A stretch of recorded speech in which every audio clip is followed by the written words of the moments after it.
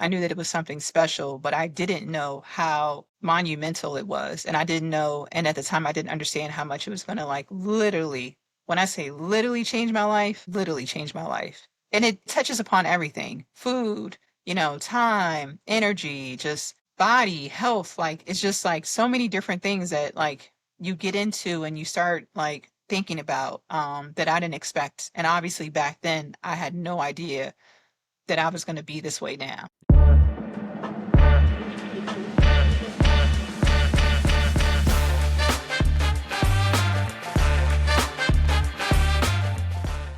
I hope you enjoy the show. Hello, everyone, and welcome to another edition of the Bitcoin for Family show, where every guest is your new BFF. That's your Bitcoin friend forever. I'm Scott from SHAmory, and it's an honor to have you here once again. Thanks to everyone who has been listening or watching. I hope you're finding the show fun and educational. And if you have been enjoying the show, I'd love it if you liked, subscribed, and shared. If you're feeling really generous, go ahead and drop a comment or a review as well. Every bit helps spreading the word to other Bitcoin families. Now, on to today's show. I'm excited to welcome a mother of one and one half of the Jump Out Girls to the show.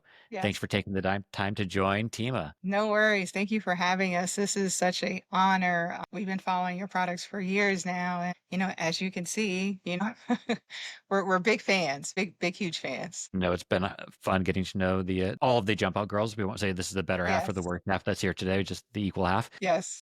But no, seeing you at conferences, we miss seeing you in Vegas this year. That's a Yes. big one. So hopefully next year we'll be able to see each other in person again. Yeah. And being that it's back in Vegas, I don't think I have any milestone birthdays to celebrate for family members, so I should be able to make it. But yeah, I was really like bummed out that I wasn't able to come, especially since you launched a new product. So luckily, my good friend was able to secure those socks, and Yep. can't wait to wear them. Well, Yes, we she were can't able. wait to wear them. Yes, we were able to do that handoff for you. So that was always good. And yes, we should Yeah. be there back in Vegas next year. So hopefully see each other in person for that one. Yes. Yeah. Well, cool. Well, we will dive into your story and the Jump Out Girl story and all that stuff as we get into the questions. But before we do any of that, maybe just tell the audience a little bit about your family, how old you mentioned a daughter, Right. maybe how old she is, just from a high level, to give a just Okay, kind of set the yeah. stage. So my family consists of I have one bonus daughter. She's a 20-year-old, and then I have my husband and I. We actually have a daughter together, and she's 2.5. She's full of energy, very lively. I don't know how I'm gonna convince her that Bitcoin or Satoshi is not this person. So I'm working on that. But for right now, these books have been super helpful in our homeschooling education, and we can't wait to talk more about it. Perfect. Oh, it's a great setting the stage. Well, we will jump into some icebreakers before learning more about your family. And icebreaker number one, what's the most adventurous food you've ever tried? Oh, the most adventurous food. I would say grasshopper, fried grasshopper. Went to Africa and it was just like a delicacy where we were. And I was just like, all right, I'll try it. And actually, it was just crunchy. It didn't taste bad. I didn't really have a taste at all. I actually turned down, I don't know if you're familiar with like balut, which is like in the Philippines, it's like the egg, but it's like the chick. And I don't know if I'm saying it correctly, but like obviously the chick isn't alive, but the chick is still in the egg. I couldn't do it. I just couldn't do it. So grasshopper was my Grasshopper takes the cake. Yeah, I don't know if I could do the balut either. That sounds yeah, no, a bit too I adventurous. yeah, I could probably do yeah. grasshopper. I don't never have, but was it salty too? Crunchy and salty or what? Yeah, it was like salty, crunchy, you can add salt to it. Probably some hot sauce probably would have really did the trick, but I just stuck with the salt. Yeah. I believe it's the Mariners baseball stadium here in the States. They sell grasshopper at the stadium, so anybody in the Oh, they Pacific do? Northwest. I think so. Oh, I didn't wow. get it when I was Oh, so there, but I that's think not that's one of really their then that's not really like a good delicacy. Like you guys sell it on that side of the world. that is true. Well, go back and eat that balut. Anyways. Okay. Yeah. I don't know Perfect. about that, but okay. Question number two. What's Mhm. the funniest thing your 2-year-old has done recently? Oh my gosh. I feel like that's an everyday thing, I'm but the sure. funniest thing literally was she does this thing where she goes, "Come on." Like, "What?" And so we were all laughing and she was like, "Come on. What? What's so funny?" But it's like, you know how they say certain things and it's just like, where do you get this personality from? I have no idea where you even understand like what's going on. But she knew that we were saying something funny, and then she wanted to know what was funny, and then she's like, "Come on, guys." Yes, I know exactly what you mean. Especially ours likes mimicking her older sister, so that's usually where it's coming from in our house. The good and the bad, mostly good, but you Yeah, sometimes, like you yeah. said, you wonder where the sass came from. Mm-hmm. Okay, icebreaker number 3. What's your favorite way to unwind after a long day? Honestly, so my favorite way to unwind after a long day is just to sit in like the living room, relax. I might even turn on a YouTube like meditation um channel and just let the music play and just literally just sit in quiet just because, being at home sometimes all day with a 2.5-year-old, it's like constant engagement. And, being that we haven't, we don't have another one yet, I'm like her best friend, so it's constantly like, I'm your friend. I have to play with you. I have to do this. I have to do that. So it's just like, just kind of peace and quiet is like the best day. Yes, there is that once the bedtime actually hits, and hopefully the bedtime doesn't go too late. No, no, no, no. We try to stick to it, a nice, reasonable bedtime. But obviously you have your nights and your days, but normally it's pretty good. But so yeah, the nighttime, peace and quiet is like my me time. There you go. And icebreaker number 4. What's one talent you wish you had? One talent. I wish I was more like artistic. I love people who can draw and, put things together and, just do different things with their hands. I just don't have that talent. I'm not artistic at all. I like to look at art. I like to somewhat color with her, but I don't have that gift. Yep, I know. I feel you on that one. People ask us all the time, did we create the monsters ourselves? And that's not a talent any of us had. They came out of our heads. We needed, Whoever did it did like an amazing job though. yeah, no, we Yeah. are very happy with them, but definitely was not us. They came out of our head and then appeared. Icebreaker number 5. What's the funniest outtake from a Jump Out Girls video that happened between you and Maine that never made Oh air? my gosh.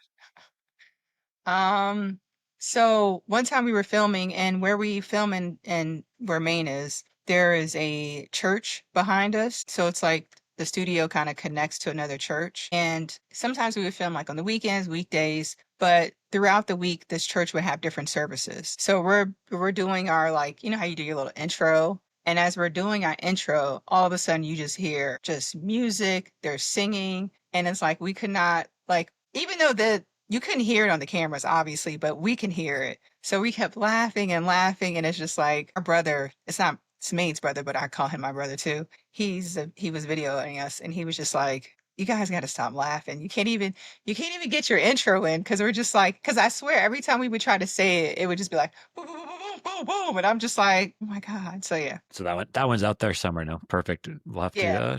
find the B-rolls at some point. Yeah, we have some funny, what do you call it, bloopers. We did, somebody put one together for us, and they're just like, oh God, they're pretty bad, but they're funny, but they're bad. Yes. And then if it's actually funny to everybody else or just funny to you two in the moment. You never know. And that's what I mean. So it's just like, I don't know if everyone else would find it funny, but we found it funny. Yeah. Which is all that matters. Yeah. Perfect. Well, thank you for playing along with those. And we will dive into kind of getting to know the family a little bit more now. And, let's rewind it a few years. You mentioned your daughter's 2.5. So I guess 2.5 plus years ago. And take us back to what was it like finding out that you were going to be a mom for the first time? Do you remember that initial moment? Yes. Yeah. So I have an interesting story just because, like, when Maine and I first started the platform, I was the one who was, I was single and I didn't have a daughter yet, so it was just like I was just living my best life. And when finally, when I got married and then we were trying to have a child, obviously, you go through different challenges, different ups and downs. And literally, we got back from the Bitcoin conference in Miami, which, as you know, it's kinda like, it's a party really, like it's fun. It was a bull run, so it was a lot of energy. It was just a lot going on. We literally had the time of our lives. And it was our first conference. And so that was in April. And when we got back, I was hanging out with Maine and we were just hanging out and I was just like, man, I don't feel well, like something's off, and she was just like, yeah, just maybe just a bug or something. So then we found out we were pregnant, and I was just like, oh my goodness. I don't think I was prepared. I don't think anyone's ever really prepared for the change that, comes with it. And also, I don't think you're prepared for the feelings that you have, just because.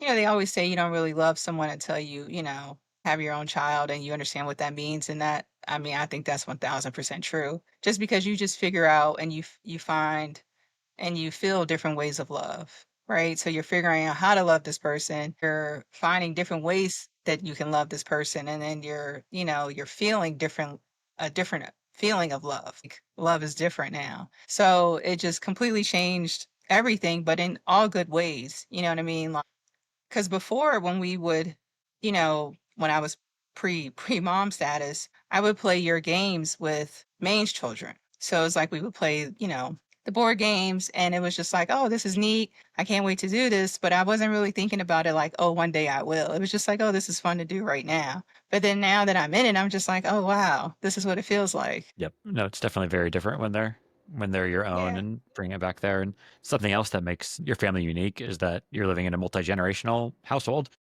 Can Yes. you kind of share where that idea came from with the audience? Yeah. So when my husband and I first met, we have an interesting story in how we met. So we both were working overseas, and we were working in Afghanistan. And it was just like we met via social media, like this app called Bumble.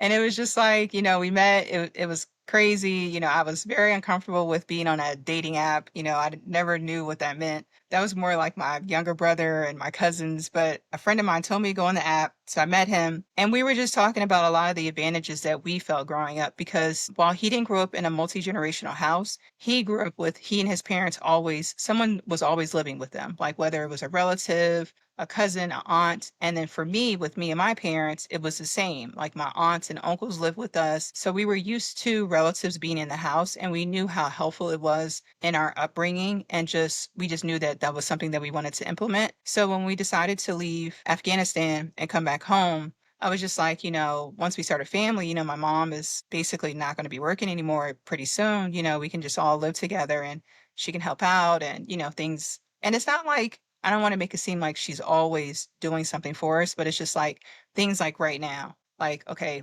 where I can do this video and she can maintain, and kind of like, we can segue that responsibility a little bit. And then also too, is just like times where, I'm kind of burnt out maybe throughout the day. I could take like a 10-minute break and she can go read to her or play with her. And that it's just really helpful. And I think it's nice just because families grew up like this before.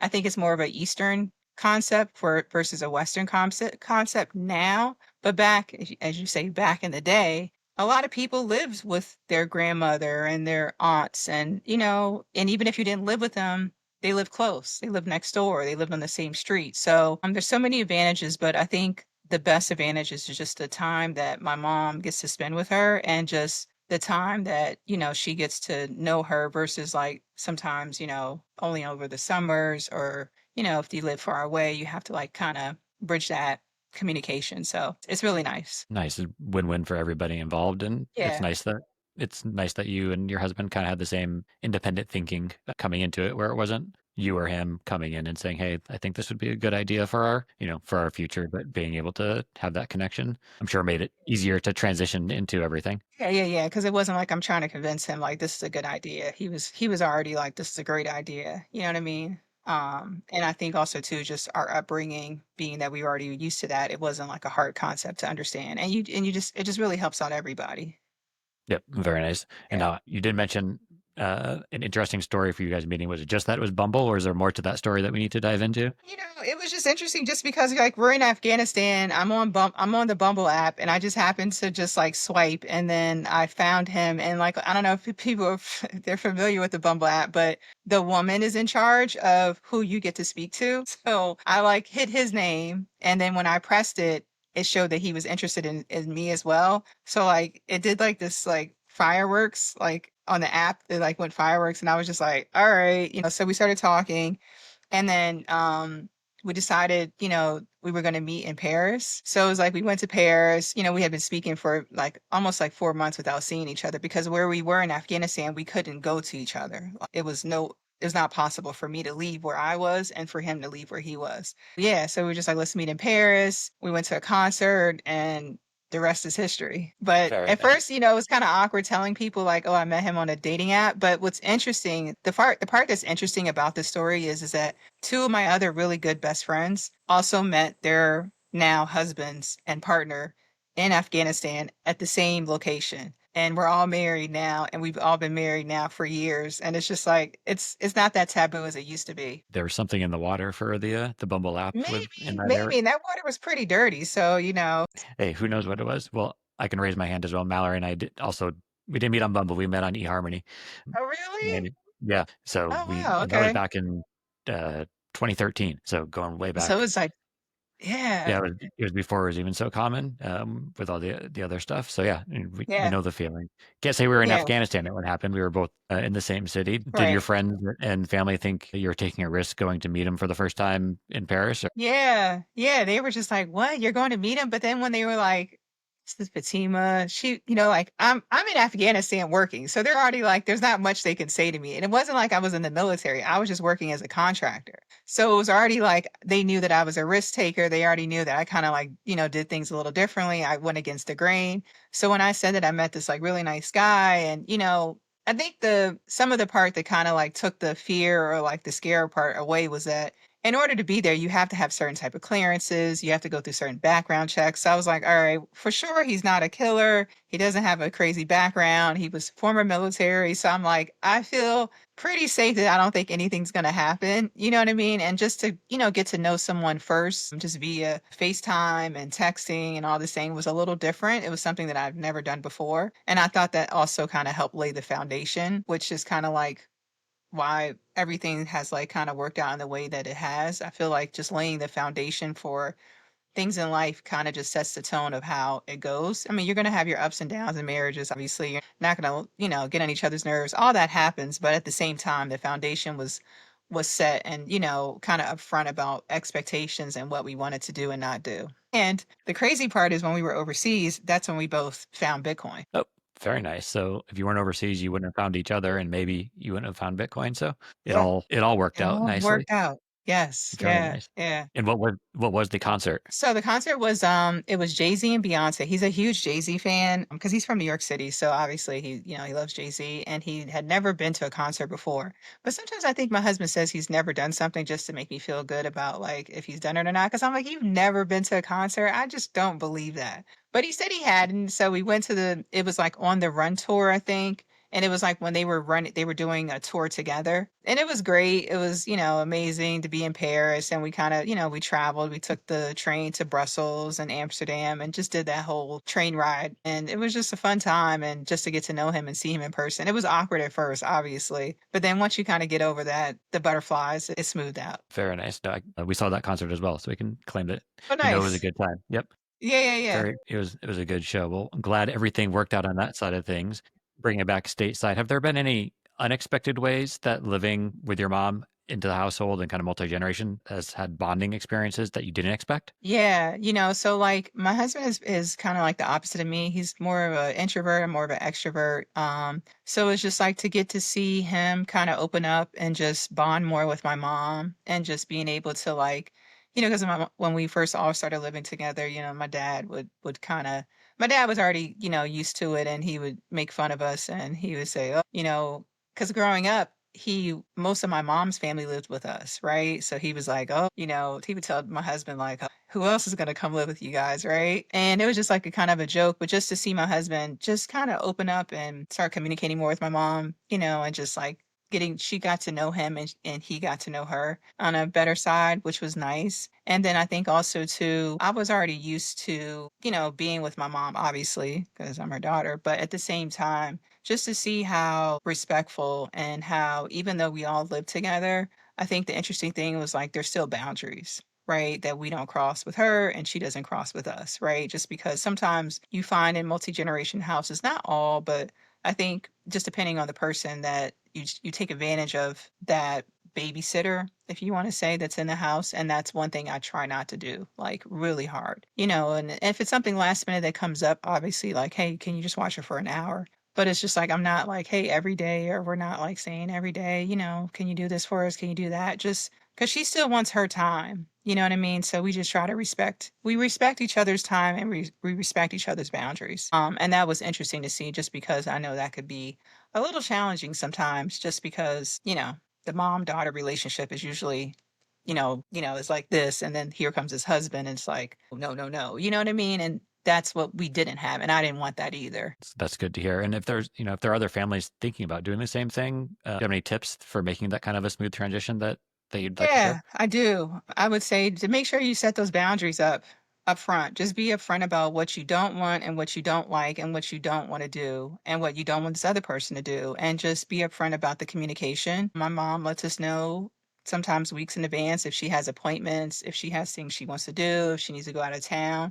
And that helps just with scheduling. And I think also too, just the tips in the sense of your parents' life is hopefully, you can't really dictate life or death, but hopefully your parents' life is shorter than yours, right? So just value that time and just understand that some things you're going to roll your eyes at. Some things are just like, hey, no. Some things are a hard no for us, right? But then some things I'm just like, I'm not going to sit here and bicker about this one little thing, and this is your time that you're spending with your granddaughter. And, it's her first granddaughter, not her first grandchild. But it's just like that's different. And I don't want to interrupt that. And also too, I take time into, perspective just because, like I said, hopefully her time is shorter in the sense of like I outlive her and she can enjoy this phase of her life with her granddaughter. Yep. No, all very wise words and Yeah. well said there.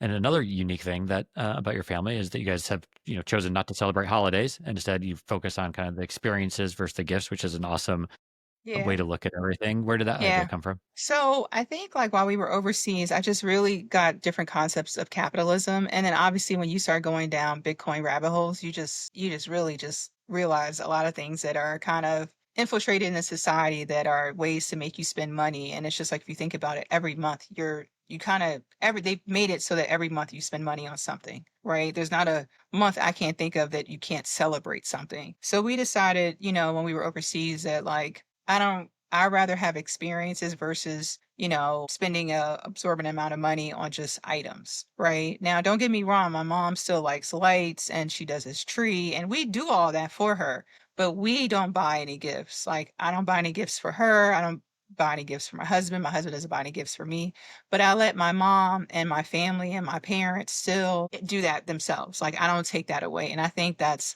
some people are like, well, how do you do that? And I'm just like, it's simple. I tell my daughter, hey, this is a special day. Grandma likes this day. This is what she wants to do. And, it was just about explaining things. And granted, she may not understand it all. However, I think she knows we're not buying gifts and that we're not doing that. And I just think experiences sometimes last longer. Like a trip. I can remember a trip better than I can remember a gift. Now, if the gift is like a yacht, but if the experience, I just remember trips and I just value traveling and I value like the experiences that come from traveling. So it's just something that we just want to make sure that she has. And it's just like the amount of money that we spend sometimes on a trip is equivalent to probably what you would spend on Valentine's Day or Halloween or Christmas. And it's just like, we just look at it, we're just reshuffling money. No, totally. The travel is always a memorable experience, especially once you have kids. Have you guys gone any favorite places since she's been born? Yeah, so I think so far,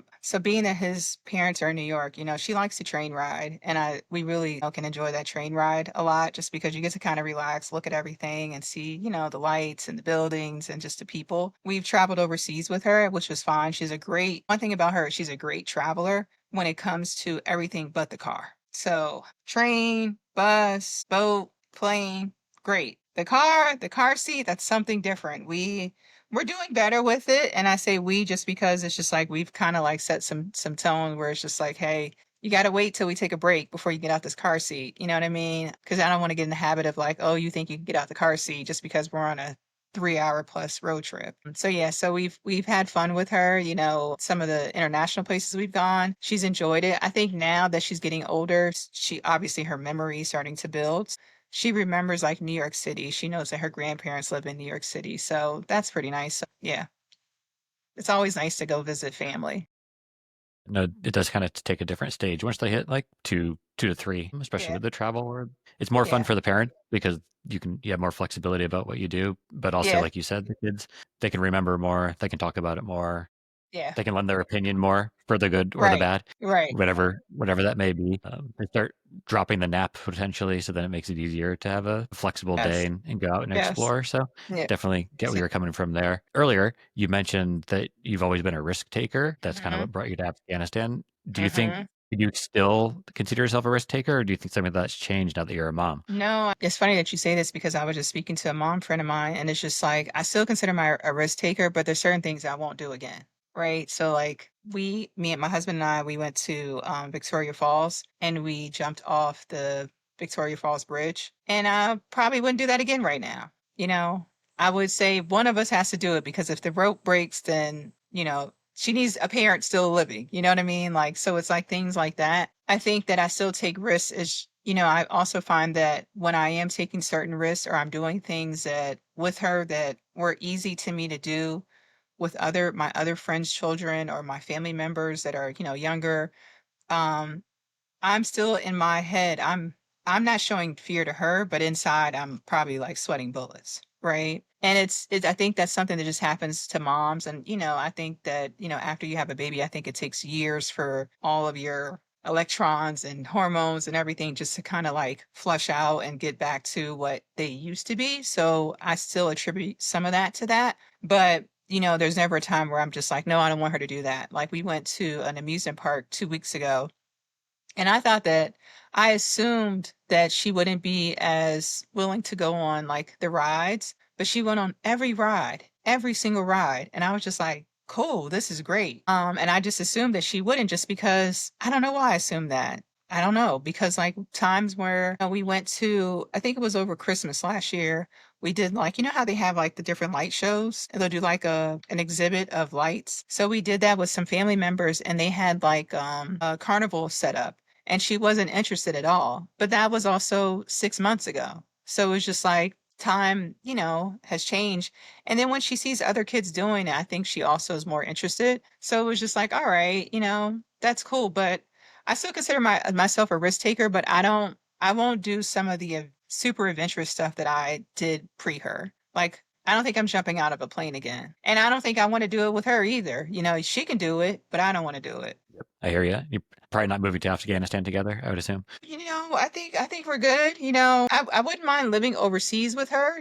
I have no problem with that, but I think I'm good with the war zones, especially now that we know how these wars are funded and started. I'm like, I don't want to support any of that. Even though, the fiat money is fantastic. It's just when you think about what that really means and what it means to the people where you're at and how it affects them and how it affects you is just mentally that's just not something that I think that I want to put on myself just because I think that's where a lot of times you hear about military and sometimes contractors going through PTSD is because you realize, oh my God, you were here for in your mind you were there for the right reason, right? So it's not that you did something ill intentioned, but then once you learn it, you can't it's like once you know now what it is, you don't want to go back to that, right? I don't want to say, oh yeah, let me go back to a war zone where, we've collapsed this country purposely, and come in here and just make some money. You know what I mean? No, makes Yeah. sense. Do you think that having that kind of risk taker mentality has kind of pushed you towards being open to learning about Bitcoin? Yes. Yeah. Because literally what happened when so I was on the embassy and I literally was just walking on the embassy, and I kept hearing some of so they have guards, and then they have military. So the guards of the embassy were just contractors, but they're all like former police officers, former military. And they just kept talking about Bitcoin. They were just like, yeah, I just made so much money. And it's a bull run when they're talking about it. So this guy was like, yeah, I paid my house off. I've done this, I've done that. And I was just like, what are you talking about? Like, it was such a foreign concept to me. I didn't know anything about it. I hadn't heard about it before. I didn't know anything about blockchain, public ledger. Like, I felt like at the time that it sounded like rocket science. Like I was like, I don't understand this. This doesn't make sense. So one of the guards, he actually did like, and I still have the recording of this. And one day I will air it where he basically explained what Bitcoin was. And he explained in his way, and at the time, what it meant and how to get involved and, things you should and shouldn't do. And I was just like, all right, this sounds great. let's do it. So I told my husband, and interesting, I was talking to Maine. I was like, yeah, have you heard of something called Bitcoin? And she was like, yes. And she tells me her story. And her story was very similar. Like one of her workers happened to be telling her about, making money with crypto and something called Bitcoin. And she was like, all right, let me just buy it. So what's so funny about us is like we both bought it not knowing, and I don't advise this now. So this is definitely not financial advice. And this is not how I tell people to do it. But this is just what we did because we're a jump out. So it's just like we both bought it without doing any research, but we both understood that it was something that we needed to be a part of. So then what happened? Her brother, comes in and he's just like, and at the same time, he bought it as well. So we all bought it around the same time frame. And he's just like, all right, go read this book, go pull up this white paper, and then come back and explain it to me. And we were just like, what? So we started reading, obviously, the Bitcoin Standard, but at the same time, we also started reading The Creature from Jekyll Island. And I feel like once you understand I feel like what I do now is I want people to understand how broken the money system is. So I always try to lead with a non-Bitcoin book first, so that way you get a foundation of like the money system is really broken, right? And you need to understand how it came about, and then where it is now. And so it's like we would read The Creature from Jekyll Island, and I was just like, we were flabbergasted, literally just breath taken away. Like sometimes we would be on the phone and we would do like a weekly call with each other, and we would read different parts of the book and we would scream like, this is crazy, we cannot believe, like, and it's like the concept of like being college educated. And don't get me wrong, like if you're in school and you went to school, that's fine. But it's just like what you've learned in school was in none of these books. Nothing was taught to you. Nothing. You weren't educated on any of this information. And it's just like I thought, and I was in finance, and I thought that like I knew money. I mean, like a baby humbles you. No, Bitcoin humbles you.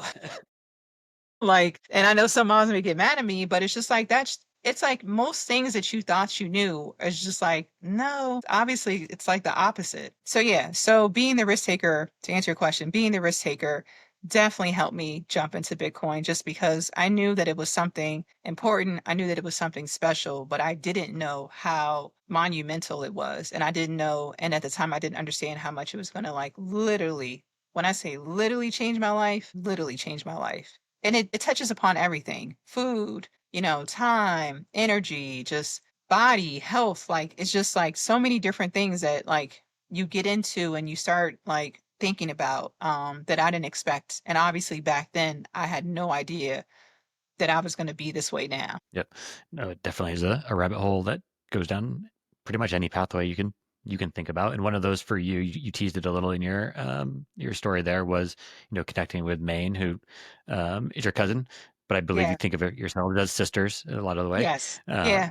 And so for the audience, that's who she's referencing, and that's the other Yeah. half of Jump Out Girls. So maybe Yes. you Yes. teased about how you guys got into Bitcoin, but how did you guys decide to start Jump Out Girls? During 2020, obviously the world was shut down, and our family, so we have a lot of first cousins. So it's a pretty large family here that we grew up with. And obviously the cousins, sometimes your cousins grow up more like your siblings. So we decided as a family that we were going to take this opportunity of things being shut down to just learn and grow. So that's where we did. And it's just like we decided to start having like weekly conversations about money. And this is like, so Bitcoin's still around, but we haven't like deep dived into it, but it's still there. So we just started understanding more about like credit and, life insurance. And we just started going down these different rabbit holes of information that, again, we had never heard of. Information that was out there, but I think information that's not really spoken about in certain groups. I think certain concepts we didn't understand. So one day, Charmaine's husband was just like, you guys,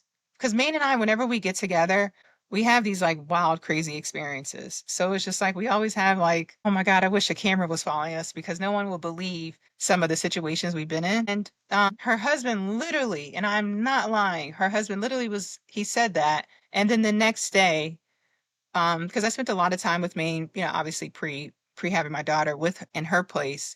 And we go to their, because at the time they had a studio, and we go into the studio just to hang out. And there's two chairs set up with mics. And he was like, you guys are going to record.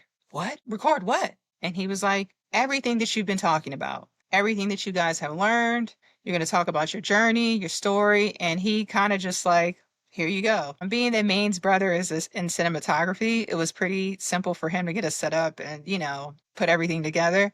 And then one day we just decided to record ourselves. And I remember it because we recorded for 2 hours. And when we got up, Maine and I, you couldn't see it on the camera, but we were drenched because we were so nervous. It was our first time recording. Like, I know that the generation now, they're used to it. They record everything. They don't care. They FaceTime each other. They don't even call each other. They FaceTime. I mean, I don't even like people to FaceTime me unless like you say, "Hey, I'm about to FaceTime you." So it was just a new comfort, a new situation that we had to get comfortable with. And like Man and I have this saying where, sometimes people get too complacent, but you should be comfortable, get comfortable being uncomfortable, right? So it's like it's good to be uncomfortable. It's good to like test that. It's good to change up the routine. It's good to, try something different because if you get used to doing something the same way every time, when it's time to take a risk or when it's time to do something different, you're less, you're hesitant because you're not used to it. So yeah, so next thing we know, we're recording and we're talking about all these different concepts and learning about money. And then at the same time, Bitcoin's taking off. So it's just like, oh, okay. And now we focus mostly on Bitcoin, but like our content before was, we were talking about credit, we were talking about whole life policies, we were talking about education funds. And I still think if that's something that people want to do, I'm not against it. Personally, now that I know what I know about Bitcoin, it's not something that I'm interested in anymore, but I don't think that the information isn't still valuable. If you still want to buy a house and you don't want to use your Bitcoin, it's for that collateralized loan and you want to use your credit, you still need to have good credit. So it's not like the information isn't still useful. It's just that information we just don't talk about anymore. Yep. You Yeah. moved past it. That's awesome. That kind of Genesis story for you guys to come to. I had never heard that part of the story, so Yeah. great hearing that come together. Have you guys gotten any feedback from people that have heard and learned from what you guys have put out there that kind of hit you the hardest when you think about it?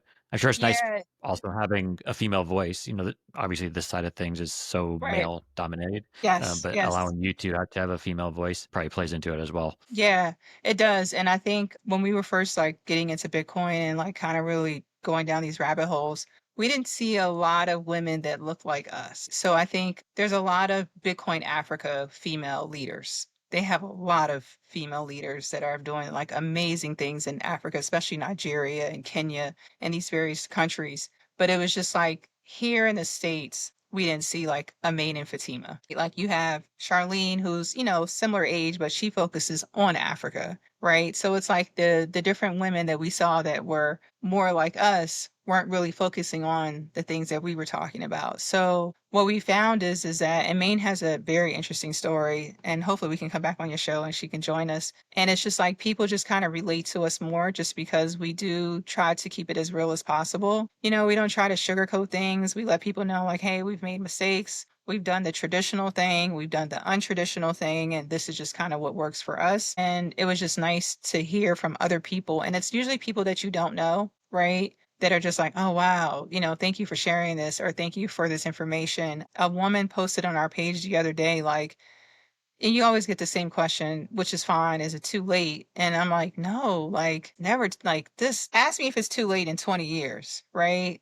I might have a different story for you. But right now it's just like, no, this it's on sale. Like get it while you can. So I think it's nice just to be able to get that type of feedback from people and people that, just aren't used to hearing, like Maynard are kind of like, oh, we're fun, we're also smart, but like we just try to keep it neutral and we don't try to make ourselves like more than what we actually are. That's beautiful. And you started the show pre-daughter, like you said, Hmm. but has since having your daughter, has that influenced the way you approach Jump Out Girls at all? Yeah, it does. So now I kind of also think about like, all right, if she goes back and looks at this show, what will she say? Right. So it's like I'm not changing who I am, but I'm also maybe trying to change my presentation on certain things. Right now the platform is obviously more focused on Bitcoin, but we're also focusing more on just like families and now because Maine was already focused on family and now I'm focused. So together we're now focused more on families and just the dynamics of what it means to have a strong family. And I think with having Bitcoin and having that foundation of Bitcoin, we're more focused on the family dynamic and how to basically teach your children about Bitcoin, because I feel like you have to have that foundation. And I feel like without the foundation of what it means to be a Bitcoiner, say all day, oh, buy Bitcoin. But if you don't really hone in on like true principles and, like you said, different, concepts, your child can grow up and sell all your Bitcoin. They wouldn't know what to do with it. So it's like right now we're just kind of focusing on, all right, what's the foundation that I'm laying for my daughter? She's already laid foundations for her boys. And then it's just like understanding what the plan is, right? So like kind of laying out the family plan. So a lot of times, and we've spoken about trust and different things like that. So it's kind of like having your family laws, right? This is what we're going to do. This is what you shouldn't do. And this is who you can consult in the event of if this person isn't here to help you with this, right? Because I think that while we'll see, and we're already seeing the benefits of Bitcoin, I think that our children, including yours, will really see the true benefit of Bitcoin. And hopefully, we're still around to see that. I think we will be. But I think that a lot of times you hear about like different families who've had like generational wealth, and all it takes is one generation to lose it. That's it. So it's like if they don't know what to do with it, then what have you done? Yep. No, definitely on that side of things. And like you said, it is still on sale. It is still early. And I think for sure our kids will be able to benefit it from it in Yes. so many different ways, as long Yeah. as, they're educated and Hmm. they understand it. And there's so Yeah. many different facets to that. And kind of thinking of education, your daughter, she's only 2.5 now, but you're doing Right. so much to teach her Right. already. How do you kind of think of, you mentioned homeschooling versus public school, kind of give the thought process there? Yeah, so I think that now, and honestly, it depends on where you live, right? It depends on how much you're able to integrate and talk to them at home, depending on work schedules, parents, who's in the house. It's not that I'm against public education, right? Maine and she went to public school, I went to private school, but we ended up at the same place in life. So it doesn't I don't think that matters. I don't think it matters what college you go to. Obviously, the people who you meet and the people who you meet in these different experiences, what matters and kind of what shapes you. So for me, and my husband, we just really decided that we couldn't, there's no better teacher than you yourself, right? And we just decided before we even had her that this was something that we wanted to do. We've met some incredible Bitcoiners that are homeschoolers, and it's just the benefit of watching them and seeing and understanding their experiences. And what's interesting is some of the Bitcoiners we've met that are homeschoolers, they've homeschooled from birth until, I guess you say, end of high school. So we can see that transition, and they've told us like what happened and the goods and the ups and the downs. And I think that the advantage that we wanted to make sure is that we had is just being able to think outside of what you're being told. And while Maine and I and our cousins, we all are kind of basically outside thinkers, you never know what type of thinker your child is going to be. They have their own personality, but we just want to make sure we lay the foundation that it's good to object. It's good to think outside the box. And when you're a Bitcoiner, you're kind of outside that box, especially now. Like when we've traveled, we went to the Midwest, and my husband and I were looking around. I was like, none of these people probably heard about Bitcoin. And not to say none of them, but it's just like, it's not a concept that is just like, that's so much in retail, that's so much out there. It's, yes, you hear about it in different shows and movies and, TV, you hear it on TV now, but it's not like constant, right? And it's not something that people are consistently talking about. And sometimes you get in your little Bitcoin bubble and you think everybody knows about it, but that's just not it's not the case. So I just want her to be able to be a thinker and just be able to objectively and, learn things that we feel like will be most helpful to her in her life. And honestly, when we first had her, I knew that I wanted to read to her consistently. And I knew that that was something that I felt like when I've watched other, my friends or my cousins or family members' children, I could see the difference between those who read a lot and those who didn't. And when I tell you, like, we have two books, but like, I didn't understand how just reading like consistently throughout the day, like how much it helps them, and then how much they recognize and really how much they're listening, right? She may not understand what Bitcoin is, but she recognizes it. Granted, yes, she thinks Satoshi is, the character on your shirt. However, she knows Bitcoin. She knows that it's peer to peer. Again, she doesn't understand what peer to peer means at 2.5, but I feel like just having that foundation of just understanding that you understand this word, you understand that this is something important, you understand that I talk about it a lot, is just monumental to me. And I don't know how we would have been able to do it without, honestly, your products. That's too kind of you to say. I'm sure there would have been Yeah. some way, but we're thrilled to be a part of it for for yourself or any other families out there. That's Yeah.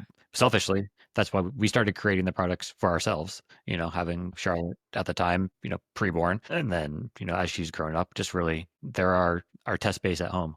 So Yeah. if our Yeah. kids think they're fun, then okay, we'll hope that other families do. But hearing stories like that, or are you saying you every night you end the day with Yeah. good night Bitcoin, or if you give a Yes. monster Bitcoin, you Yep. know there's no better praise that we can have, and we've done our job. Yeah. If everything stopped today, if this was the last interview ever that ever happened, but it means a lot. And like you said, the reason we built the characters was for kids like your age, your daughter's age, Hmm. because Yep.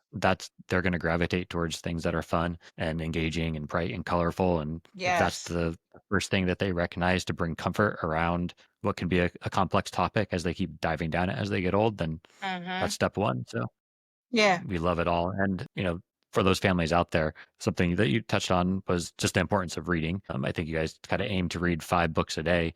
And is that spread throughout the day? Is it always a nighttime thing? How do you guys kind of structure that? Yeah, so usually it's spread out throughout the day. So sometimes we hit more than five, but usually it's like an afternoon reading, which may be 2 to 3 books, and then a nighttime reading, which is another 2 to 3 books. But I think also too, what's been helpful is just she now asks for the books, right? So like obviously we'll throw some different books in there and different books that we find over time. But it's just like when she starts asking for it, and it's just like, oh no, get my good night Bitcoin book. And I'm like, oh, okay. You know what I mean?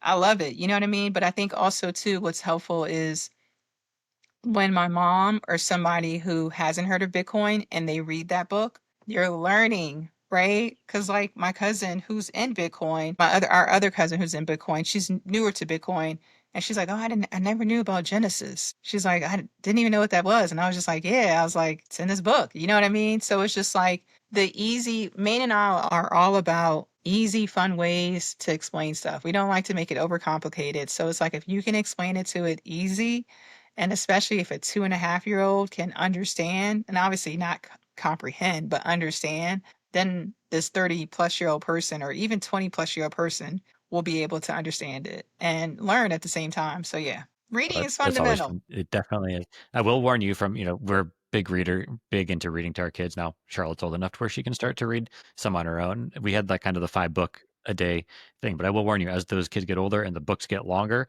you got to kind of Scale massage back. around how that exactly. It's like, she's into like the original Charlotte's Web.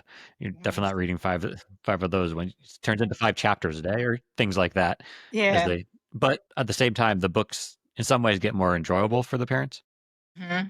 because Hmm. they're different Yeah. contact types. So yeah, it's a fun experience. Have you gotten any pushback from family members around whether it's the Bitcoin side of things or Hmm. kind of just I'll call it alternative education with homeschool, Yeah. but any family members that kind of question your choices? Yeah. It's not so much they question it, but they ask leading questions that that they're concerned, right? So the biggest thing we get is especially with the homeschooling part, and it's just like she's 2.5. So when I say we're homeschooling, we are doing different learning and educational things throughout the day, but it's not like a mandatory, oh, we have to do this every day for this amount of time. You know what I mean? It's more so like I just try to make sure that we do at least one of these things throughout the day so that way I can say, okay, we focused on this. So the biggest thing we get is the social interaction.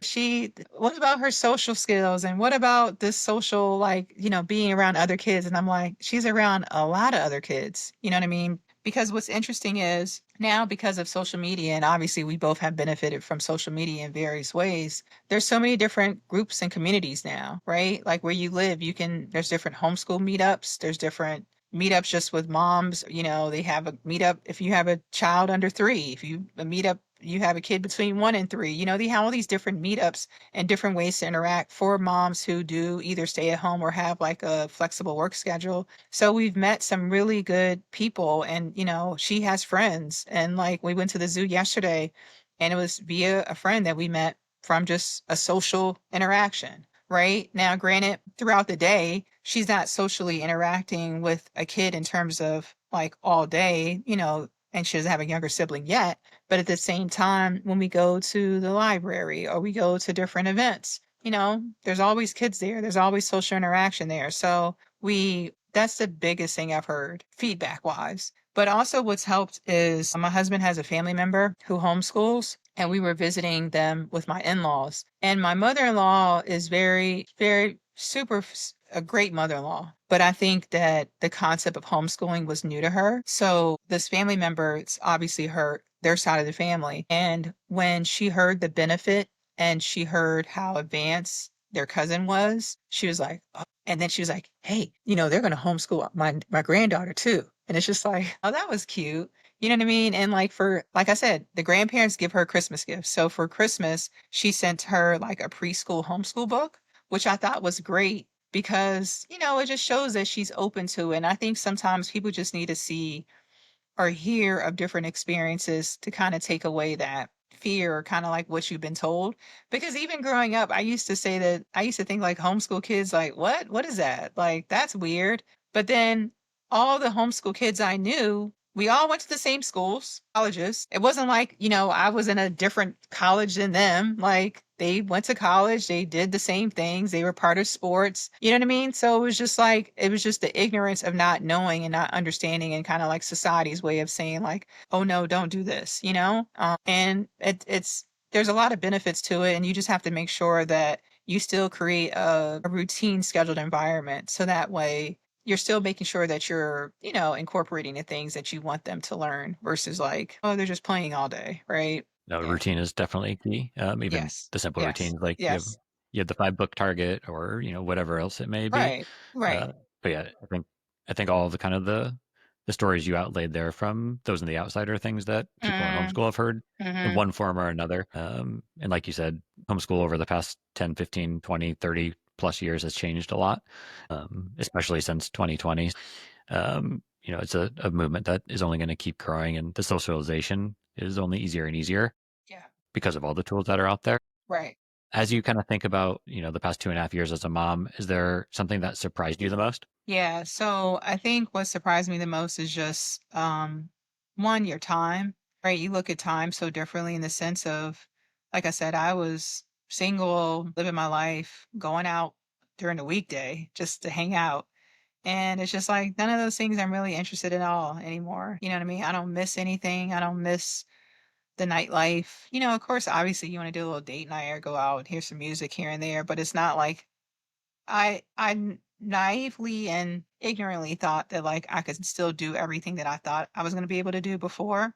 And it's just like you still can do some things, but you just have to alter how you do it, right? So, like I said, I'm an avid traveler, and it's just like, oh, I just have to plan traveling. For me, I would just get on a plane and go, right? Can't really do that right now. I have to pack appropriately, make sure I have enough spare clothes, diapers, pull-ups, whatever, phase you're at in life. And, it's just like, I think you just look at time and I look at time so differently now. And I look at things that like, I want her to have experiences and just enjoy as much as I can with her. Things could change, things happen. But for me, it was just like the time. Like, I didn't value time before. I was just like, whatever, I'll get there, I'll do this, I'll leave, and it's like, no, you gotta make sure that they have bedtimes, they have nap times, and, just getting used to that. And that's something that I'm still like, I still have to get used to, because sometimes, like, my husband will say, you'll still do something even though she needs a nap, and you'll just deal with the whining. And I'm just like, yeah, because sometimes it's just like I don't want it something to end. You know what I mean? If like we're having a good time, I'd rather her continue to have a good time, and I'll just deal with the crankiness later. But that doesn't always work, and it's just like you got to find that balance. So time and balance, time and Yep. balance. And as soon as you find that balance, everything will change. You don't have to Yeah. find a new type of balance. Yes. That's what makes it interesting. Is there a particular memory from your time over the past 2.5 years with your daughter that kind of sticks out as something that's your favorite? Yeah, I think, just really being able to do these like story times with her. So we go to, so before, because after a certain age, they change the So like if you're post 12 months, they have like a different days you can do different story times at the libraries in our area. And I just really enjoy just going to these story times and just, I didn't know that she was like paying attention. I know that sounds crazy, but it's like I didn't understand how the brain was working. I'm just like, I'm reading her all these books. We're reading her these books. Is she really paying attention? And honestly, that's the most focus we can have her is when we're reading a book. If I'm trying to teach her how to count or teach her a different letter, she'll be focused for like 1 to 2 minutes. But when we're reading, she's honed in. So I was like, oh, wow, this stuff really, this was working, going to these story times, reading at home. So now that I look back at pictures and you know how you get the memories on your phone of different photos and stuff, when I look back at those and I'm just like, oh my gosh, and it was sometimes hard to get out the house. Like you and your wife understand, especially now with two, it's sometimes hard to get out the house, like, especially when they're younger, like diapers, there's feeding, do they eat? Do you have snacks? And my husband has like a weird work schedule, so he works nights. And so it's just like sometimes my mom and if she was out the house, I'm just like, oh, this is overwhelming. But now that I look back at it, I'm glad that even on those days that were hard, like we still made it a priority to like go do something. And especially like the library was like our thing. So for her first birthday, um, the picture that we used was actually her at the library. So yeah, we spent a lot of Yeah. time there. No, we're big fans of the library. Come home with Yes, stacks of 20, 30, 40 books at a time yes. to bring, then recycle again a few weeks later. Yeah. Well, perfect. Well, before we move on to the final two questions, I just want to Uh-huh. remind the audience and everybody watching that they're welcome to use code BFF Show for 10% off anything they want at SHAmory.com. So go pick up our game, the books that you've heard mentioned, or you see in the background there, anything in between. Happy to send it your way. And let's wrap things up. We mentioned time in one of your past questions, so this will be perfect. A common saying in the Bitcoin space is Bitcoin is time. Another belief is that time is the scarcest asset the world has ever created. So playing off of all that, what's the biggest gift of time that learning about Bitcoin has provided your family? So what's the biggest concept? Say it again. The biggest gift of time that Bitcoin has provided your family. Oh my gosh. I think the biggest one is just to be able to take the time back.